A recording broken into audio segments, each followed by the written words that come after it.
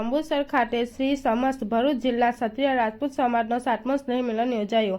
Jambusar BAPS મંદિર ખાતે શ્રી સમસ્ત ભરૂચ જિલ્લા ક્ષત્રિય રાજપૂત સમાજનો 7મો સ્નેહ મિલન સમારોહ ઠાકોર સાહેબ વિક્રમસિંહજી મહાર રાહુલજી ટ્રસ્ટી વડોદરા રાજપૂત સમાજના અધ્યક્ષ સ્થાને યોજાયો હતો, જેમાં ધારાસભ્ય DK સ્વામી, ગુજરાત ક્ષત્રિય સભા પ્રમુખ કરણસિંહ ચાવડા, મુખ્ય ભક્ત દિનેશભાઈ સેવક, ઠાકોર સાહેબ ઓમકારસિંહજી, પૂર્વ ધારાસભ્ય કિરણસિંહ મકવાણા, સંજયસિંહ સોલંકી સહિત ઉપસ્થિત રહ્યા હતા।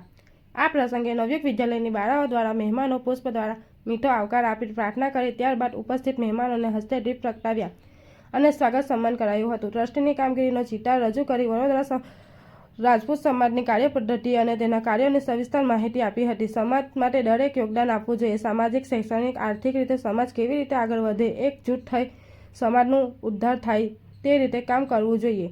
સમાજમાં રાજકારણ ન હોવું જોઈએ। આજનો માણસ મોબાઈલ જેવો થઈ ગયો છે તેમ કહી શેરો શાયરી સાથે પોતાના વ્યક્તિત્વનું રસપાન કરાવી સુંદર નિરૂપણ સાથે જો આ દેશમાં શસ્ત્ર અને શાસ્ત્ર એક થાય તો દેશ બદલાઈ જાય અને ભારતનું નિર્માણ આવનારા સમયમાં અદ્ભુત થાય। વ્યક્તિત્વ, પર્સનાલિટી એટલે શું તે સમજાવ્યું તથા સમાજમાં જરૂર પડે ત્યારે એક થઈને નેક થઈ રહેશો, ધર્મની રક્ષા કરે તેવા ક્ષત્રિય અને પૂર્વજોએ આપેલા સંસ્કાર જાળવવા જણાવ્યું હતું અને જંબુસર તાલુકામાં ક્ષત્રિય ભવન બનાવવા હાલત કરી હતી।